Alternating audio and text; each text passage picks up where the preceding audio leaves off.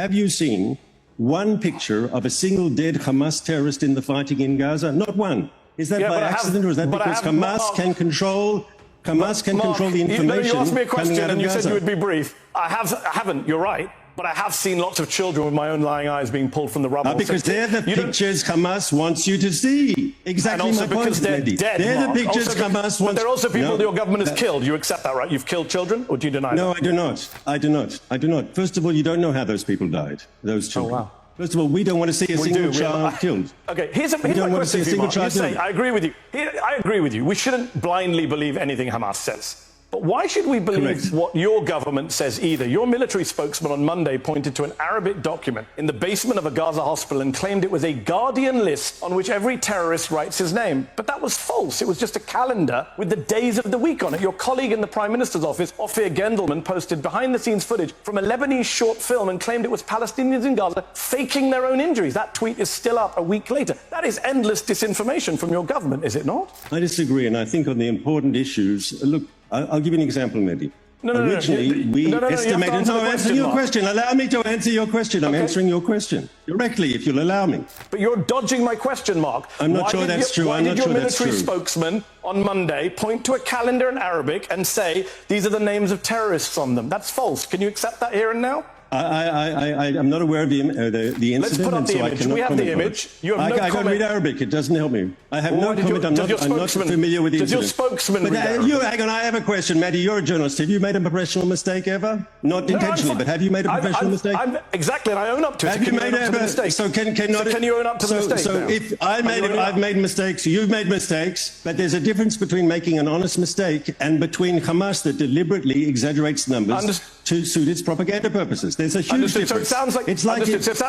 hold on. You said propaganda. Can we just deal with your colleague Ophir Gendelman's tweet? It's still up 7 days later. Why has it not come down? It's a Lebanese short film. We can put it on screen. It's not Palestinians faking their own injuries. Can we own up to that mistake and take that down? Is that not propaganda? Once again, I understand that was also a mistake. And so why is it still up 7 days later? I'll speak to Ophir about it if you like. I'll speak to Ophir about it if you like. He's a friend of mine and a colleague. I quite like him. He's a good man. He's actually very effective. Why is he effective? Well, he speaks mother tongue level Arabic. I agree, he made a mistake. But let's be clear. It's very good that we have someone who can speak Arabic in the Arab networks directly to Arab people so they can hear Israeli opinions directly. I appreciate that. Is amazing at that. He's very important. Okay, thank you, Mark. I know you're short on time, much more short than me, so I'm going to keep going. What threat did Razan al-Najjar, 21-year-old volunteer paramedic, who was shot while wearing a white uniform in the chest 100 meters away from the fence, what threat did she pose to Israeli snipers? Wait a minute. This is something I really looked into. Okay.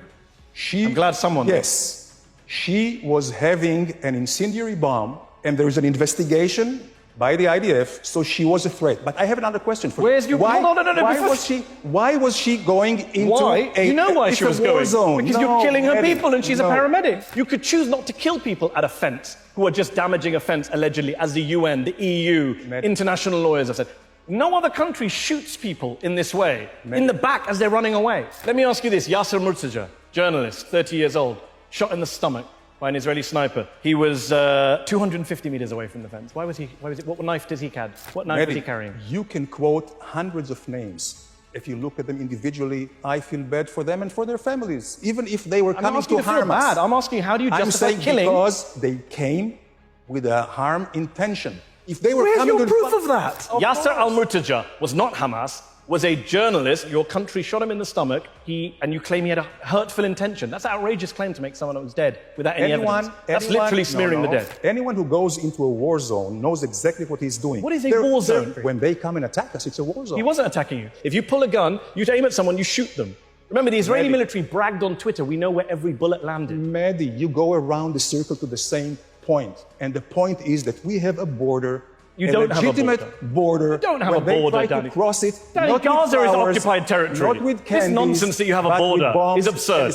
Gaza is occupied territory. The people there are living in an open-air prison camp, and you're saying it's a border. I beg to differ. Gaza is not occupied territory. You beg to differ with the United Nations, the European Union, the International Criminal Court, every Western government. The International Committee for the Red Cross says Gaza is being treated with collective punishment. That's the view of the ICRC. Can I ask a question?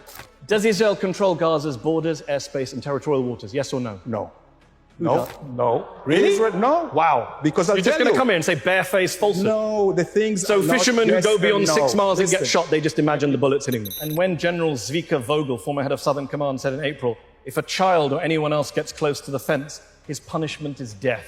You support that death penalty for anyone who comes near a fence? I don't agree to that, except if he is holding a weapon. Mohammed Ibrahim Ayub, 14 years old, was not holding any weapon. Israeli sniper shot him in the head. Did he deserve to die? No one deserves to die. So why did the Israeli sniper shoot him in the head? Unless they aim to kill. He wasn't aiming to kill, so why was he shot in the head? I'm not sure. If you look at the facts. What are the facts? The facts there's no transparent investigations. You don't allow any international investigators in, and then you say, trust you, that the nurse had a bomb and a 14-year-old guy was going to kill a sniper. I do trust the Israeli military. I do trust the Israeli Supreme Court, which is very much trusted by all the world. Israel is transparent. Well, I'm sorry. That's not what human rights groups in Israel say. I may say things which may be inconvenient truth. They're also not true. How else do you get rid of Hamas if you don't go about it in the blunt, brutal manner that Israel is doing? And if you do it the way they're doing it, how do you avoid the kind of casualty rate of people under 18, given that that's half the population? So, 3 things very briefly. Number 1, you do it by not deliberately targeting civilian targets and schools and hospitals and cemeteries and mosques and universities and churches. You don't have snipers shooting at hospitals or Christian women inside a church. That's how you avoid the casualties. Number 2, I don't accept the premise of your question that this is the way to defeat Hamas. I think even if I'm an Israeli hawk, I criticize Netanyahu and say, this is not the way to defeat Hamas. This is actually absurd to think you can defeat Hamas in this way. We have countless episodes from history that show us this is not how you defeat a guerrilla movement, a resistance movement, a terror group, as you say, whatever word you want to use. In fact, you have Israeli generals saying this can't be done in this way. And number 3, look, the reality is Hamas is a symptom of the problem. As long as you treat Hamas as the problem rather than as a symptom of the problem, you're never going to get rid of Hamas. Or if you do, by some fantasy means, get rid of Hamas, you'll just get another version of Hamas, because now you've got tens of thousands of orphans, you've got people who've lost their kids, their spouses, their siblings. What, you think they're not going to fight back in the years to come? You think they're not going to take revenge? Well, that's how I feel. It's absolute madness to believe. I feel the same way. So we agree. I think you're being a little too generous to the Israelis here, and with the greatest respect, I think your questions reflect a little bit of a naivety about what Israel's doing here. You're starting from the premise that Israel is trying to defeat Hamas. I don't accept that premise. I don't believe that's what Israel is trying to do. What do you think they're trying to do? They wouldn't be doing it this way. I think they're trying to take back Gaza. I think they're trying to erase the resistance in Gaza. I think they're trying to get rid of the people from Gaza. I think this is they've mowed the lawn, as they put it in previous wars. This time they're going in to erase the population. There's a plausible genocide. Okay, but let me ask you that. If you listen to Israeli officials, as you know, it's laid out in the South African petition, they are very genocidal in their approach to flattening and burning down Gaza. It's not about destroying Hamas. And if it was about destroying Hamas, why has Netanyahu and Smotrich and others talked about how Hamas is an asset to Israel? Why do they say that openly, Piers? Mehdi, why is Israel singled out? Yeah, I don't accept the premise of the question, obviously. It's interesting you should say that Israel's singled out. There's a little R going out. Well, if you're watching this on YouTube, go back on YouTube and see that the first Intelligence Squared debate I did was not about Israel. I came here a few months ago to talk about the Kingdom of Saudi Arabia and its human rights abuses. So before I even turned up for Israel, I came to condemn Saudi Arabia. I get it. There are lots of UN resolutions condemning Israel. I get that. But if you look at actual practical sanctions, there are no sanctions on Israel from Western countries for human rights abuses. There are against Syria, there are against Russia, there are against Iran, there are against North Korea. So no, I don't think Israel's being singled out. I'd actually like to see sanctions put on Israel so it's treated like other human rights abuses. Consistency, single standard. I mean, I would be critical of your double standards, Piers. You constantly criticize Hamas for genocidal goals. And I just pointed out to you that the Israeli finance minister said this week he wanted the total annihilation of Gaza. Do you agree that's genocide? No, listen, I definitely think some of the members of that cabinet have used rhetoric which I think borders on genocidal. No question. But it's not as blatant. Borders. Why not just genocidal, Piers? Why borders? Well, OK. Look, you say it's genocidal. I would say annihilation of Gaza. Yeah, I would say it's deeply inflammatory rhetoric. But it's not quite the same as the Hamas spokesman saying on camera after October the 7th, we are going to keep doing this again and again and again. That's different. It's much worse, because the Israelis are literally doing it as we speak. And they have a charter to get rid of it. It's much worse, Piers, they have a because charter the Israelis to eliminate have killed Israel. Tens of thousands of people. Yeah, but see, they have tens of thousands of Palestinians. You and I, Mehdi. Hold on, Piers. Okay. So does the Likud party. 1977, Likud party charter. What does it say? between the sea and the Jordan, there will only be Israeli sovereignty. River to the sea. That's the Liquid Charter, Piers. I haven't heard you criticize the Liquid Charter. Douglas, you're the guy... Sorry, let's just be clear. You're the guy who denied earlier that what you said in The Spectator... Let's just be the clear context. We're talking about October 7th, October 7th. 5 days after October 7th, you said, maybe they will finally put an end to this insoluble nightmare, raise Hamas to the ground, or clear all the Palestinians from that benighted strip. It could be a good time to do it. But you tell this audience, we can live in peace side by side. That's a war crime. Ethnic cleansing is a war crime. Clearing people. No, I said maybe for a reason. It could be a good time to do it. For goodness sake. Douglas, just apologize and move on. Seriously. As Israel's atrocities in Gaza have become ever more clear, committed Zionists have been forced to dismiss an ever wider range of international institutions, as Mehdi Hasan found out at a recent debate. I want you to also offer defense of international institutions at this moment as it relates to holding the state of Israel to account. I have just one sentence to say about that, is that the entire world wants a ceasefire, and the United States and Israel and, I don't know, the Micronesia and whatever else don't, right? The entire world takes a very different view, unfortunately, to the people in this room and to Douglas and Natasha.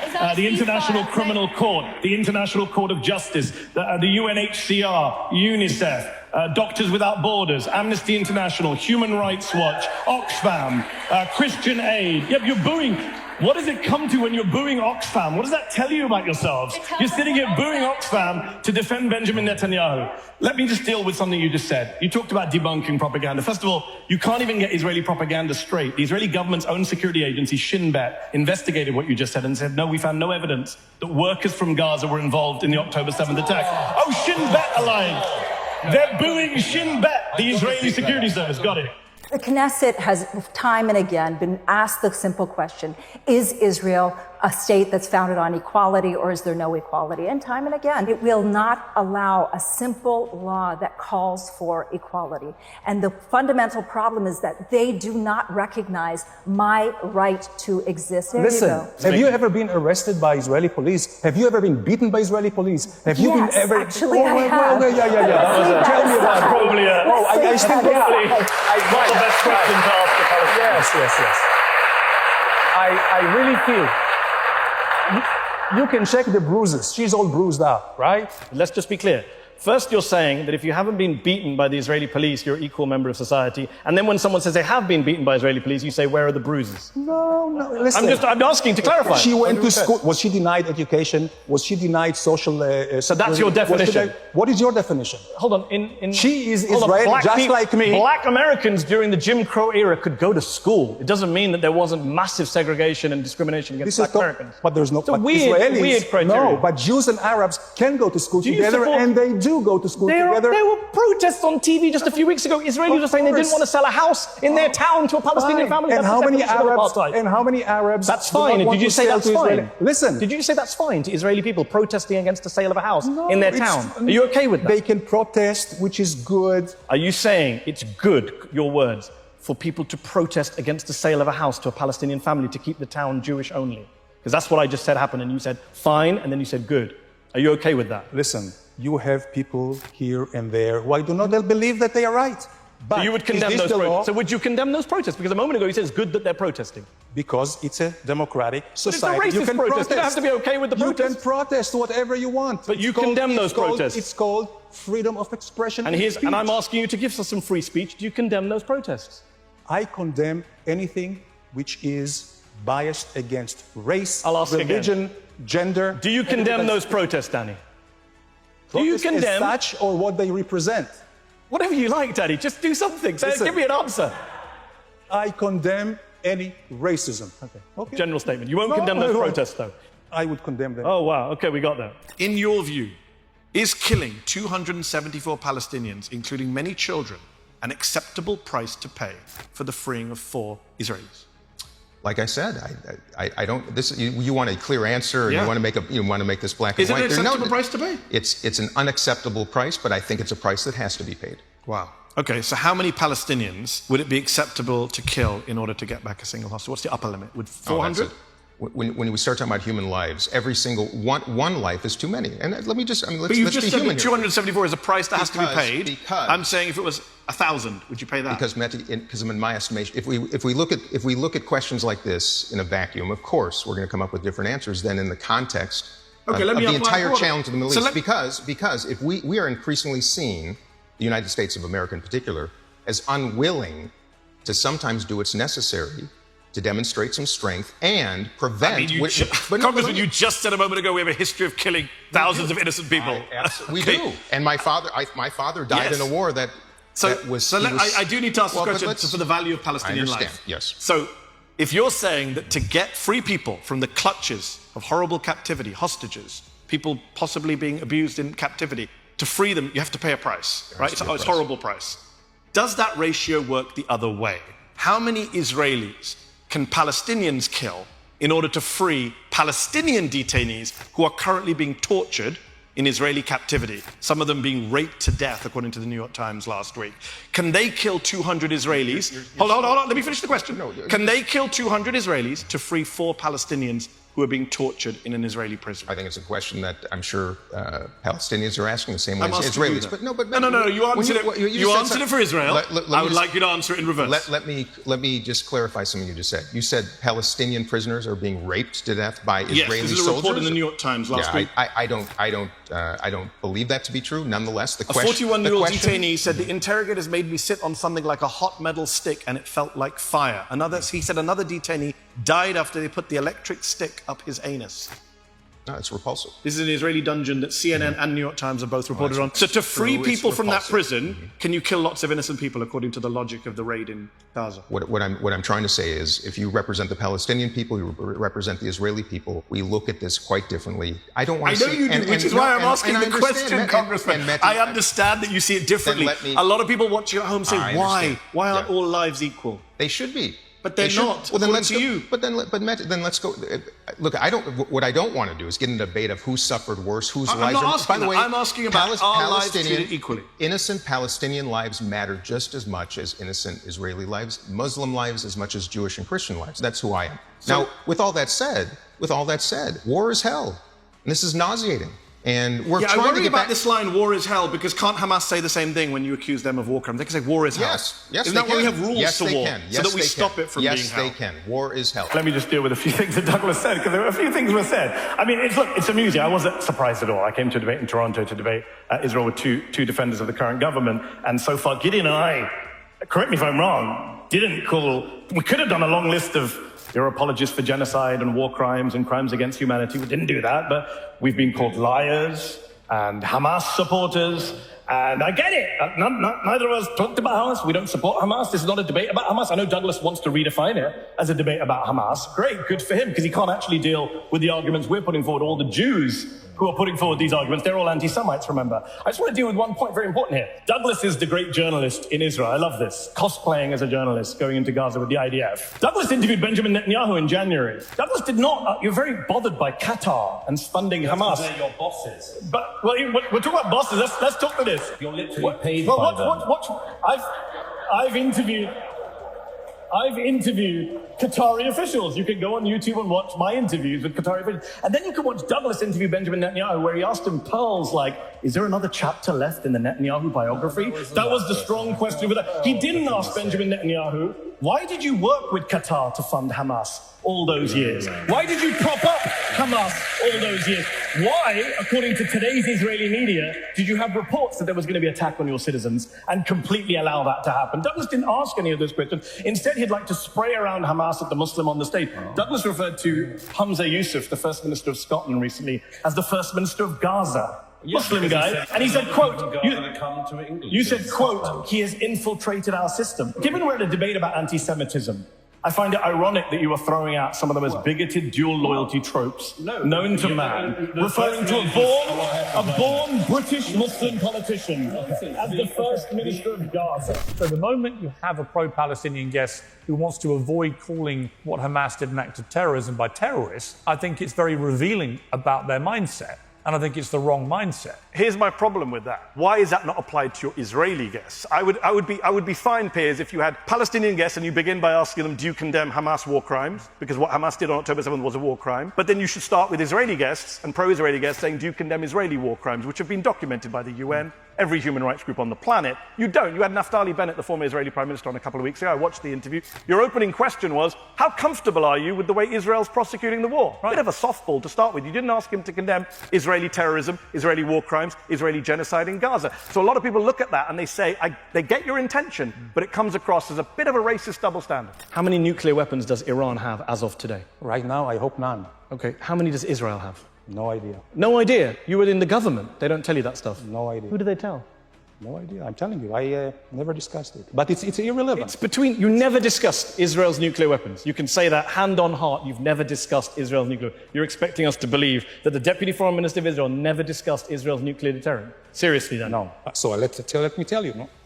It's not all slogans and sound bites, Mehdi. Tell yourself. I did not discuss Israel nuclear weapons.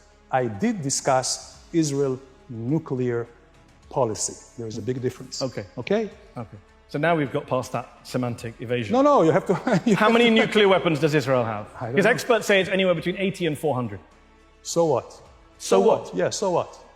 Has Israel ever threatened... Do you recognize the hypocrisy of Israel having a secret illicit nuclear weapons program that it won't open up its doors to and won't talk about, and then lecturing everyone else in the region about nuclear weapons? Absolutely not. You know why? You talked about hypocrisy. The question for me that's caused me a moral quandary is what is an acceptably proportionate level of response? And I don't know the answer, but I don't think you can call people responding to an act of terror on that scale terrorists for responding. What you can do is hold them to account. The problem, Piers, is if you go to Gaza, Piers, and you talk to Palestinians, they will say that Hamas were responding. If we play the who started it game, we go back many decades. Well, when did Israel kill? What we need to have is... Well, hang on. When did Israel kill 1,200 When did Israel Palestinians? kill hundreds of Palestinian civilians? When did they kill 800 Palestinian civilians in one few-hour period, right, in the way that Hamas killed those Israelis? But that's not the definition of terrorism, how many hours you do it in. I can mention many Israeli massacres going back to Sabra and Shatila, which they oversaw, going back to Kibbutz and Ariel Sharon, going back to Deir Yassin, where rape and violence happened. The point is not to compare atrocities.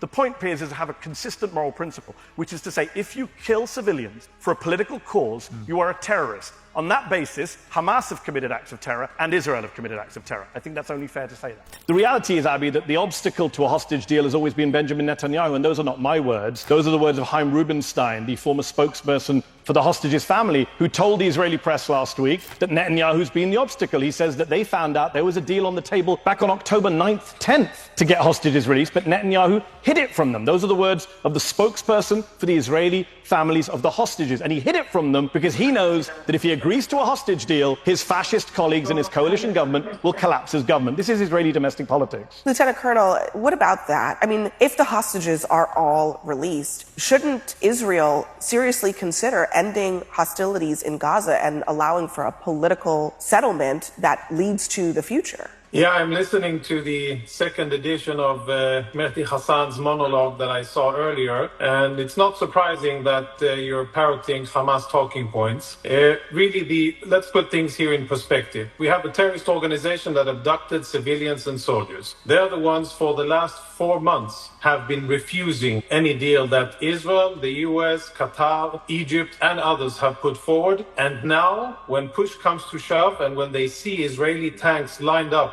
on their way to Rafah, all of a sudden they are agreeing. They're agreeing to something that wasn't on the table. And it's quite absurd that this is even how it's covered. And it's classic deception 101 by an organization that is very savvy in deception and unfortunately has figureheads and mouthpieces all over Western media doing their work, whether it's Al Jazeera or other places, and getting that message out that Israel is the problem when Israeli civilians and soldiers are the ones that have been abducted. I'll let Mehdi respond to that. So I think all of your viewers saw me quote the spokesperson for the Israeli hostages' families. And the colonel then said, I'm parroting Hamas talking points. He's referring to the hostages' families as Hamas, as parroting Hamas talking points, because I quoted them. I didn't quote Hamas. In fact, tonight, the colonel knows that hundreds of people went to Netanyahu's house and screamed, you have blood on your hands, Israeli protesters. I guess they're all Hamas. right? The Israeli position now is anyone who disagrees with them is Hamas. I'm guessing tomorrow they'll say CIA Director Bill Burns, who was involved in this hostage negotiation deal, he's Hamas too. Everyone's Hamas. And as for deception, I mean, come on. The colonel was a spokesperson for the IDF, which has spent the last 6 months lying. Abby, your network has debunked multiple lies that the Israeli military has told. CNN's Jeremy Diamond, I urge all your viewers to go and watch your colleague Jeremy Diamond's report on 10 kids killed in the Al-Maghazi refugee camp last month. The Israelis said we had nothing to do with it. And yet Jeremy interviewed 3 munitions experts who looked at the evidence and said, yeah, Israel killed those 10 kids. So when we talk about deception, we're learning from the masters here. The proposition tonight have sprayed around the word lie and liar, so let's return the compliment. Natasha lied when she talked about UNRWA and terrorism. The UN set up an independent inquiry, asked the Israelis for evidence. I know you don't want to hear this. They asked the Israelis, she's parroting propaganda from the Israeli government. The Israeli government was asked to give evidence. They refused to give their evidence. Every Western government, including your own, Canada's, has restarted funding because they looked at the evidence and didn't see it.